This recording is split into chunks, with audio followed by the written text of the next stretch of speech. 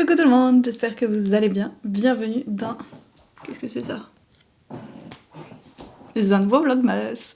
Et c'est le dernier, on est le 24 décembre. Oh, je sais que je le dis à chaque fois et que tout le monde le dit, mais ça passe trop vite. En même temps, le mois de décembre a été quand même hyper cool pour moi, genre. J'ai fait tellement de choses, je peux pas me plaindre. Et puis là, de finir le mois avec ma famille et tout pour Noël, c'est génial. Surtout que je sais pas si l'an prochain je pourrais le faire aussi, donc j'essaye d'en profiter encore plus cette année. Et aujourd'hui, il fait soleil. Enfin, la pluie s'est arrêtée. On en a eu vraiment beaucoup. Je vous dirais qu'on n'a rien de particulier prévu pour aujourd'hui, à part un repas un petit peu plus chouette, fruits de mer, genre ce soir. Sinon, journée très tranquille.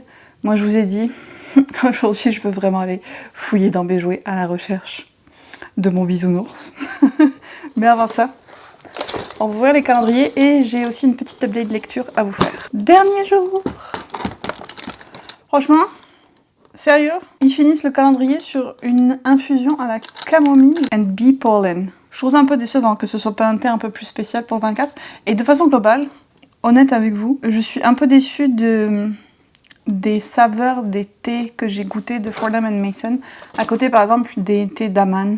Vraiment, je me régale. Ceux-là, je trouve que le goût est pas autant qualitatif, peut-être. Donc, je suis contente de l'avoir pris pour cette année et de m'être gardé le Daman pour l'an prochain. Et Sticky, qui d'ailleurs, eux, ils en ont un pour le 25 aussi, que j'ouvrirai demain. Ce qui me rappelle du coup que j'ai dit que je vous reparlerai des vlogmas que je vais continuer sur mon Patreon. Donc j'avais déjà fait ça l'an dernier, pareil, entre Noël et le Nouvel An. J'avais fait des vlogmas, je vous mettrai ici un peu les thématiques et tout qu'il y avait eu. Et j'avais adoré faire ça, c'était vraiment chouette de prolonger un petit peu la magie de décembre et tout ça. C'était très cool, puis d'aller jusqu'au bout de l'année ensemble. Et donc cette année, j'ai décidé de refaire pareil.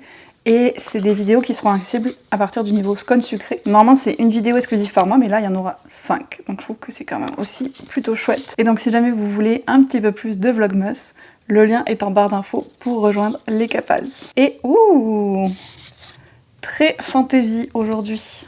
Regardez ça. J'aime beaucoup. Ça va être très bien ça aussi pour les pages de mon cahier lecture préférée ou même le reading journal de façon générale. Et donc celui du 25, je le montrerai au Capaz dans le prochain vlog. On va pas l'ouvrir d'avance quand même. Et puis j'avais dit que je voulais vous faire aussi une mini update lecture. J'ai commencé Rosas et Dragons ce matin. Et je ne vais pas continuer. Voilà, j'accroche pas. Alors c'est sûr que suivre un ado, gars en plus de 17 ans, déjà j'ai certains obstacles peut-être à la connexion. Mais en plus de ça, je trouve qu'on est vraiment dans trop de classiques de la trope, l'élu, vous savez, où il y a quelqu'un qui est à part, souvent qui est intimidé, maltraité, solitaire, pas comme les autres, mais d'une manière négative, et qui va se révéler comme après que sa différence est une force et tout. Et le message, je suis d'accord, est bien, mais là, c'est un message que j'ai beaucoup trop lu déjà, et que j'ai lu aussi de manière plus... qui me parlait plus dans d'autres livres.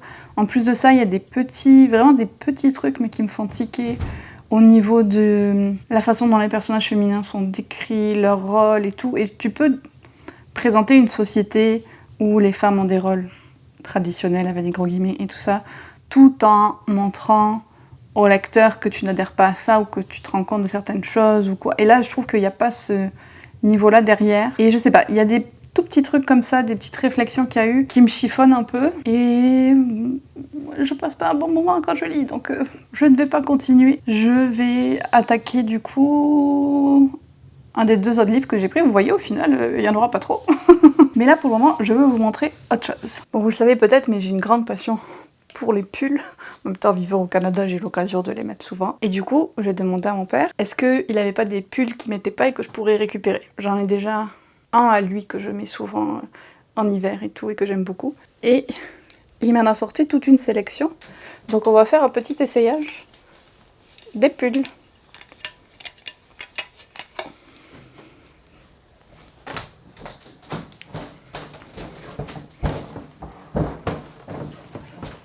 Je suis sûre que vous attendiez pas un défilé de mode sur cette chaîne, n'est-ce pas? On est pas mal là. Et j'adore les pulls comme ça avec un legging, c'est tout ce que je mets tout l'hiver. D'ailleurs, le pull que je portais hier, c'est un pull que j'ai acheté au Renaissance, donc en magasin d'occasion, au rayon homme. J'adore. Ok. Bon, alors avec le truc dessous, ça, c'est pas l'idée. On va faire semblant. C'est ça, c'est des pulls larges, c'est presque des robes. J'adore. Tiens, je vais tous les essayer et je vous propose de mettre en commentaire lequel est votre préféré. Celui-là j'aime bien. Cran et tout, pour l'automne, marron. Hop.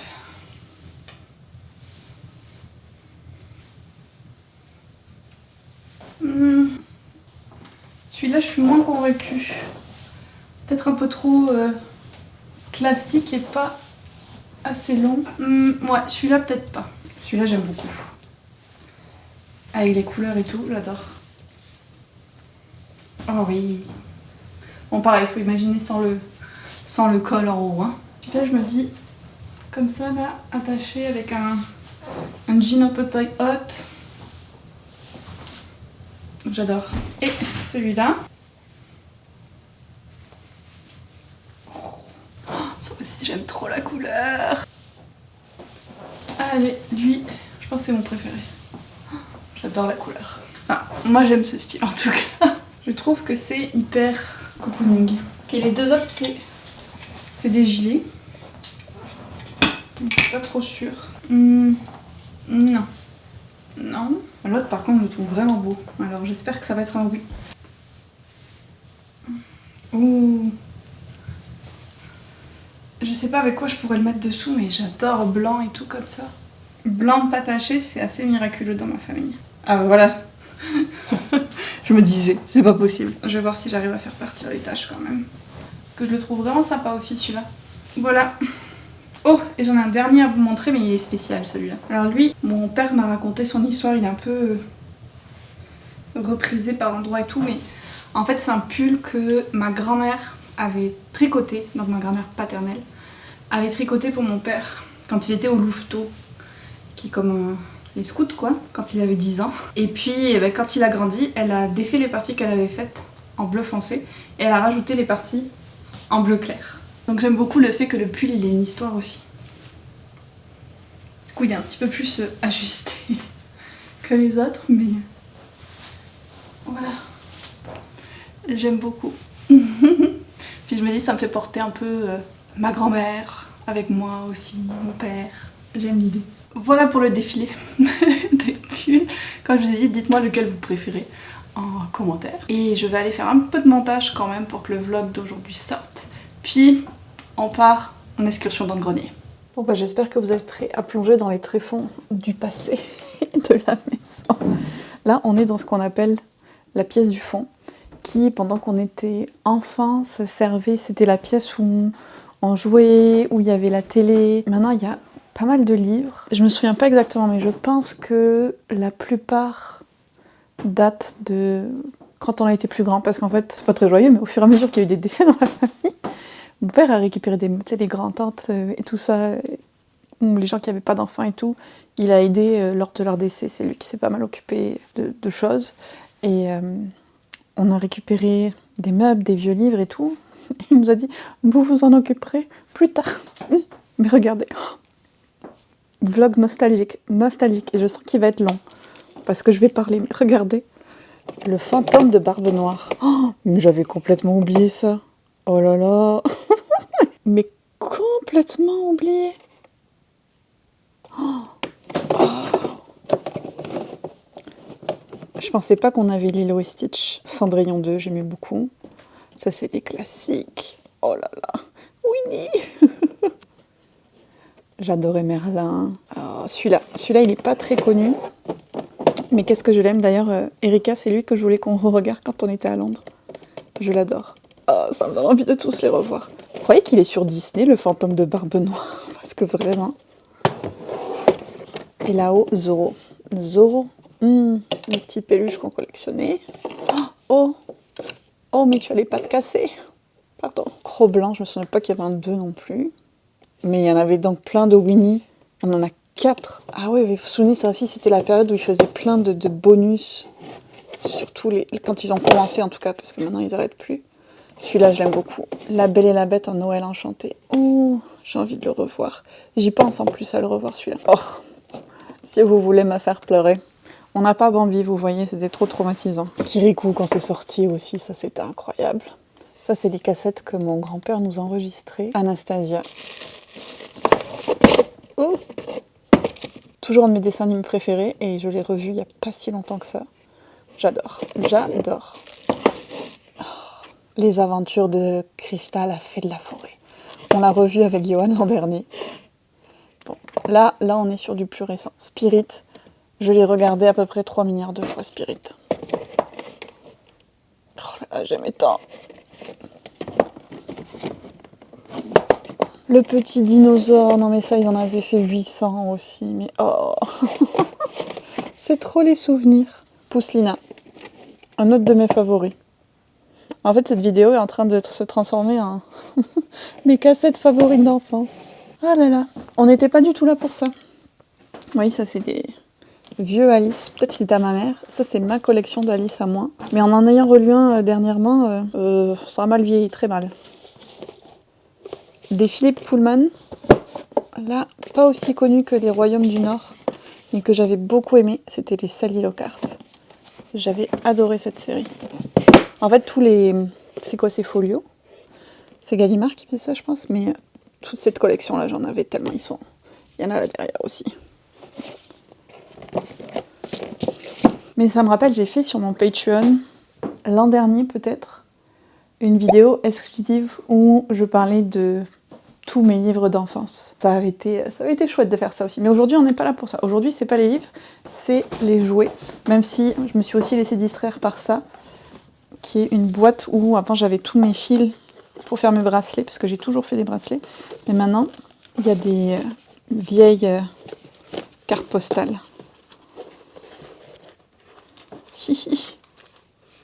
Oh, papou et maman. Oh, je vais pleurer. Ça date vraiment. Oh, mon petit papou. C'est lui qui écrivait toutes les cartes postales. C'est ça, je gardais toutes leurs cartes. Bon, j'arrête. J'arrête parce que je vais pleurer. Mais je suis contente de les avoir gardées. Donc ça, c'est devenu l'annexe du grenier, un petit peu. À chaque fois, je me régale de réouvrir les tiroirs et voir qu'est-ce qu'il y a dedans. Il y a plein de livres sur l'équitation aussi parce que j'étais très très fan. Équitation et... J'avais oublié ça. Enfin, j'avais pas oublié que j'aimais, mais j'avais oublié ce truc-là en particulier. J'étais très très fan de l'Égypte. Je suis toujours très fan, je rêve d'y aller. Et je voulais être égyptologue pendant très longtemps. Et donc j'ai eu plein de cadeaux en rapport avec l'Égypte. J'avais même eu un truc avec des parchemins, des papyrus pour écrire en hiéroglyphes et tout. Bref, le grenier, le vrai grenier.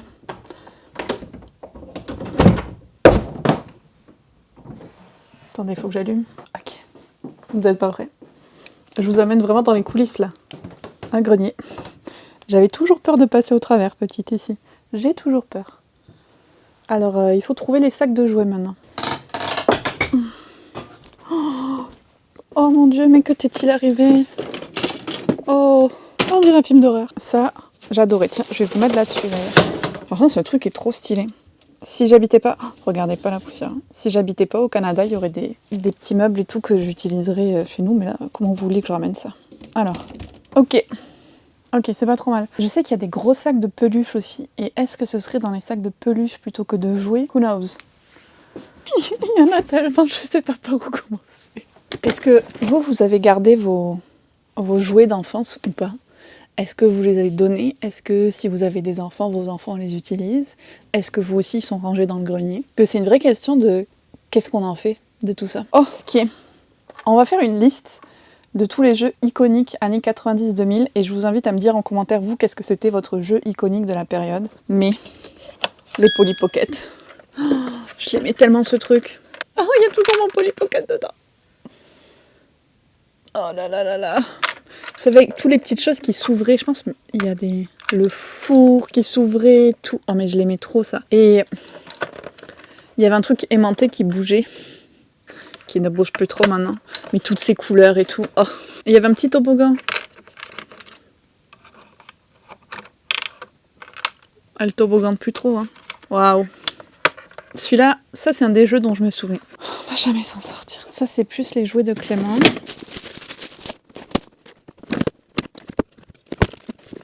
Je suis surprise parce que dans ma tête, il y a vraiment des gros sacs pleins de peluches, mais gros, et je les vois pas. Alors soit c'est que ça a été changé de place, soit on les a donnés, je me souviens plus, alors là, je cause perdu. Soit, je sais pas.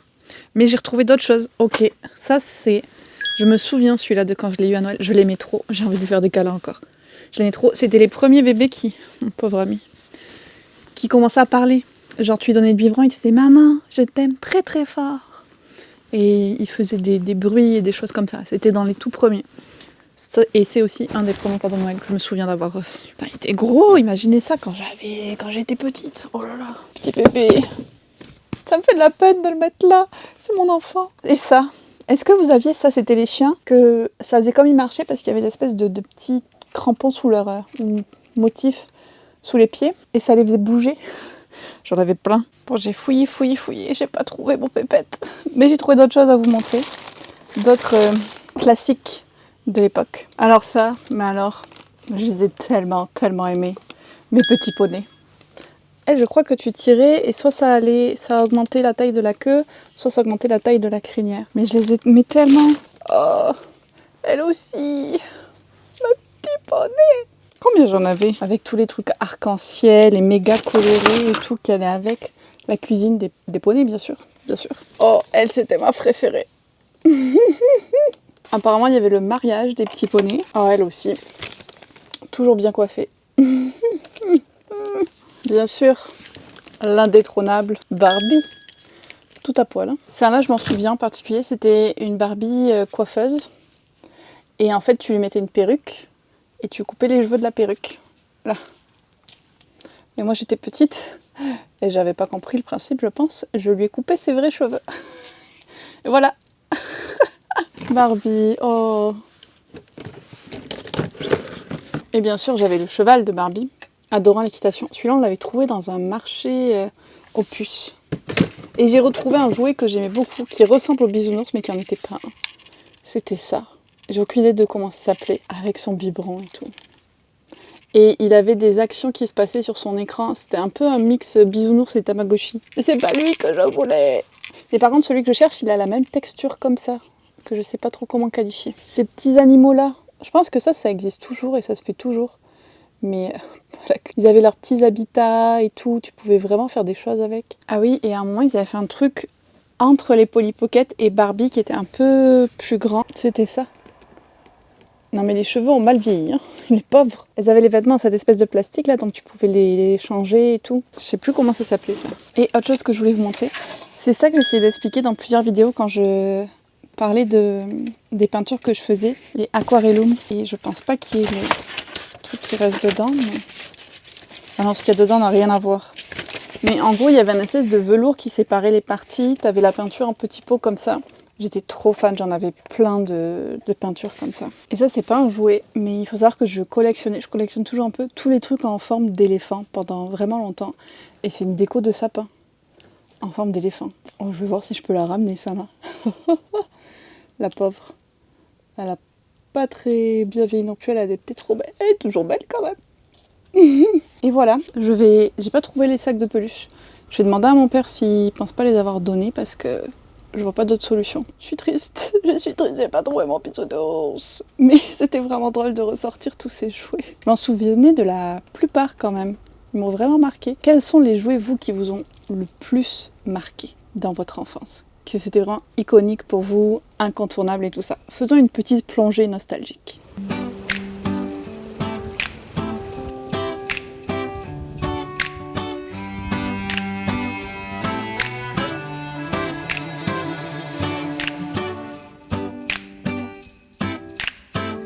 J'ai un petit souci de chaussures.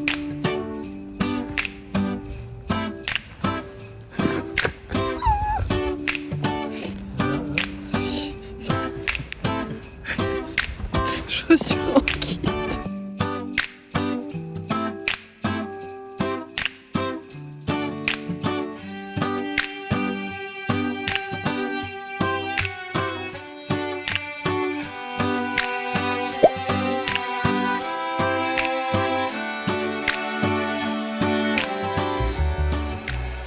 Surprise, je ne termine ce vlog que le lendemain matin, donc le matin du 25. Hier, j'étais trop fatiguée pour le conclure et je voulais vraiment prendre le temps et tout quand même. On a eu des surprises en même temps. La journée ne s'est pas trop passée comme prévu. Première chose, on est parti se promener avec mon père et puis j'ai commencé à avoir des gros spasmes intestinaux ou des coliques, je sais pas exactement quel mot est le plus approprié, mais très mal. Et après du coup, j'ai été un peu malade jusqu'à un peu avant le repas du soir en fait, et ça c'est l'ail. J'ai dû manger un truc avec de l'ail et pour mon corps c'est comme du poison. Donc j'étais vraiment pas bien et surtout j'avais trop mal. Mais du coup ça m'a quand même fatiguée. Puis ensuite on préparait le repas de Noël qui était très simple, qui était censé être plusieurs types de fruits de mer, tranquille.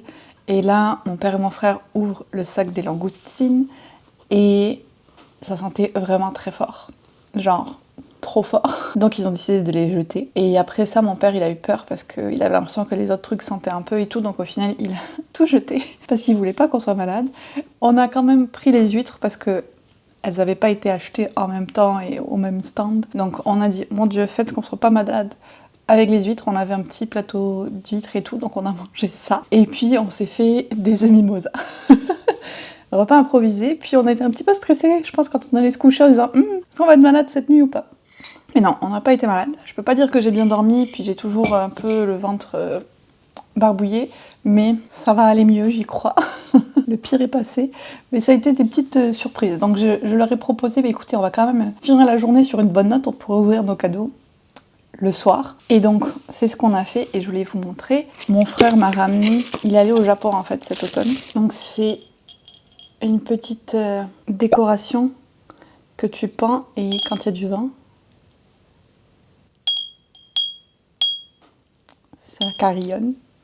Et bien sûr, une prise violette, qui est ma couleur préférée. Je la remets bien dans cette petite boîte pour le transport. Et puis, mon père m'avait demandé qu'est-ce que je voulais écrire dans ma lettre au Père Noël. Et du coup, je lui dis pyjama de Noël, parce que je me demandais jamais trop. Et il m'a donc pris un pyjama, regardez. Oh, elle a tout doux.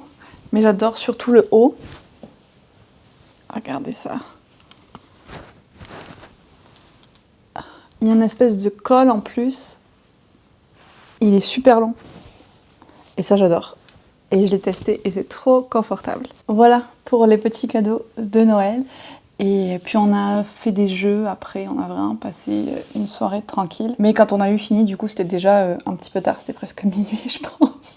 Parler de ça, ça m'a rappelé deux choses que je voulais montrer. La première, j'ai retrouvé au grenier un jeu des 7 familles du Roi Lion. J'avais vraiment envie de le ressortir et de l'utiliser. Genre, ça me rappelle trop des souvenirs. Oh.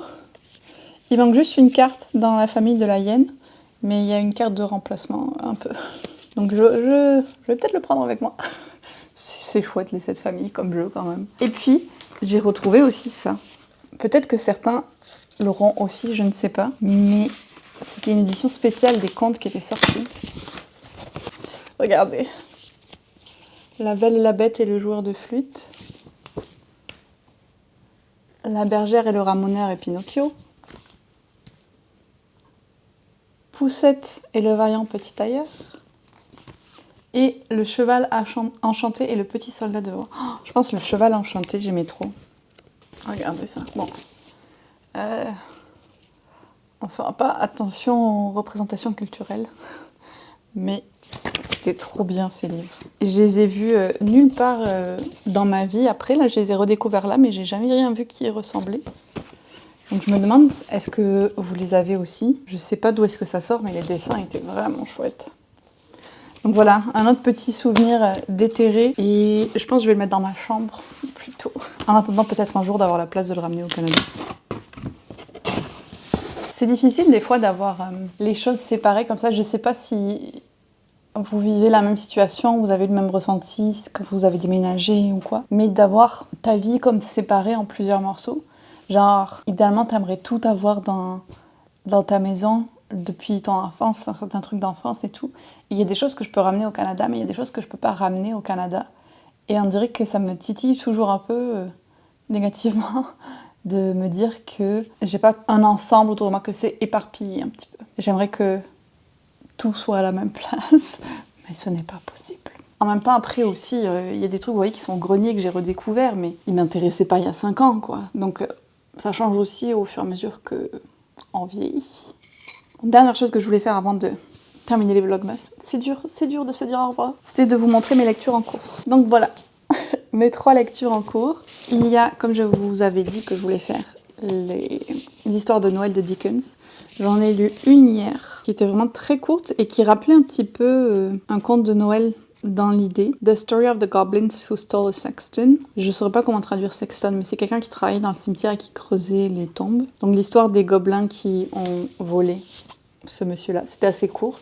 Et puis j'ai commencé The Chimes, donc comme les cloches. J'ai aussi attaqué hier The Notorious Virtue, que je vais essayer d'avancer au maximum. Aujourd'hui, j'en suis vraiment au tout début, donc je peux pas trop vous donner d'avis. Mais en tout cas, je suis assez intriguée pour continuer celui-là. Et puis, je lis aussi, donc ça, j'essaye d'en lire un petit peu tous les jours, Woman of the Fairy Tale Resistance, et c'est hyper intéressant. J'en ai parlé, mais je pense que c'était en Reading Sprint Patreon. Et en fait, ça suit, je sais plus combien il y en a, 7 femmes qui, à l'époque de Louis XIV, étaient dans les salons littéraires féminins qu'il y avait. J'en ai appris déjà beaucoup de choses au niveau de ce que les femmes faisaient à cette époque-là. Et en fait, elles ont écrit des contes, vraiment, elles, qu'elles ont créés à partir de thématiques. Donc elles se lançaient un thème et puis chacune écrivait son histoire. Et toutes ces femmes-là, à cette époque, étaient publiées et leurs contes étaient lus, vraiment, en France et tout. Et elles ont été ensuite complètement oubliées. C'est pas d'elles dont on parle de Charles Perrault, qui d'ailleurs, j'ai appris, allait dans ces salons-là et a écrit certaines de leurs histoires. Elle les a republiées sous le nom de son fils. Peut-être qu'il en avait trouvé d'ailleurs aussi, mais certaines venaient de là. Et puis les frères Grimm qui, eux, se sont contentés de les recueillir, de les récupérer et de les rassembler. Et la première partie qui parlait de l'histoire un peu de tout ça, en fait, c'est la partie qui m'a le plus plu et j'avais même annoté des choses. Je trouvais hyper intéressant les réflexions qu'il y avait autour de ça. Par exemple, l'histoire de Réponse que les frères Grimm ont inclus dans leur recueil. Ça dit que, selon eux, il avait récupéré d'un homme qui s'appelait Friedrich Schultz. Mais en fait, en creusant vraiment pas longtemps, tu te rendais compte que Friedrich Schultz, cette histoire-là, il avait juste traduit du conte Percinette qu'une des conteuses avait écrit pour de vrai, elle. Donc c'est très intéressant de voir un peu l'histoire derrière les contes et puis, encore une fois, les femmes oubliées à travers tout ça. Et puis donc après, tu as toute une présentation sur chacune de ces autrices et 2 histoires qu'elle a écrites. Et donc là, j'ai lu les 2 premières pour le moment. Aujourd'hui, je vais essayer de lire la 3e. Je trouve que c'est mieux d'espacer plutôt que de lire tout d'un coup pour cette lecture-là. Donc, j'ai un beau programme devant moi encore de lecture aujourd'hui. Et ça y est, on en arrive à la fin des Vlogmas 2025. J'espère vraiment que ça vous a plu. Je trouve ça toujours très très fun à faire, même si c'est un peu fatigant. En même temps, je me dis, c'est pas les vidéos qui font nécessairement les meilleures vues au bout d'un moment parce qu'il n'y a pas tout le monde qui regarde tous les jours. C'est beaucoup quand même de poster du contenu tous les jours. Donc des fois, je me dis, est-ce que ça vaut la peine? Mais grâce à vos commentaires, je sais que oui. Donc vraiment, merci infiniment aux personnes qui les regardent, bien sûr. Aux personnes qui commentent, que ce soit une fois ou que ce soit sur tous mes vlogmas. Je vous vois, les personnes qui commentent sur tous les vlogmas. Et merci beaucoup. Mais merci aussi aux personnes qui m'écrivent « Je suis quelqu'un qui est plutôt silencieux sur ta chaîne, mais là, je t'écris et tout. » Ça me fait toujours trop plaisir de voir que le contenu vous plaît ou vous connectez avec et tout ça. Donc vraiment, merci beaucoup pour l'attention et l'amour que vous prêtez à ces vlogmas. Et bien sûr, un merci tout spécial aux Kapaz, mes Patreon, qui me permettent de continuer à consacrer du temps à la création de contenu, qui vont me permettre aussi de continuer à tester la création de contenu à temps plein pendant les 6 prochains mois au Canada, ce qui va être une nouvelle aventure qui va commencer. Même si là, c'est plus ou moins ce que je faisais en voyageant, je pense que ça va être différent d'essayer de l'intégrer à une routine et tout. Donc merci, c'était ça que je voulais dire. Merci beaucoup. Je vous souhaite un très joyeux Noël, que vous soyez en famille, avec des amis, seuls. J'espère que vous passez une belle journée, que vous avez des moments de tranquillité pour vous relaxer, pour lire. Et comme je le disais au tout début, si vous voulez faire continuer un petit peu la magie des Vlogmas, je vais en poster 5 de plus sur mon Patreon entre Noël et le Nouvel An. Et pour finir, je vous propose de me dire quel a été votre Vlogmas préféré de la saison. On s'arrête là avec un petit emoji étoile. Je trouve que c'est un symbolisme plein d'espoir. Alors on va mettre ça pour terminer l'année ensemble. Et je vous retrouve donc dans une nouvelle vidéo en 2026. Bye bye.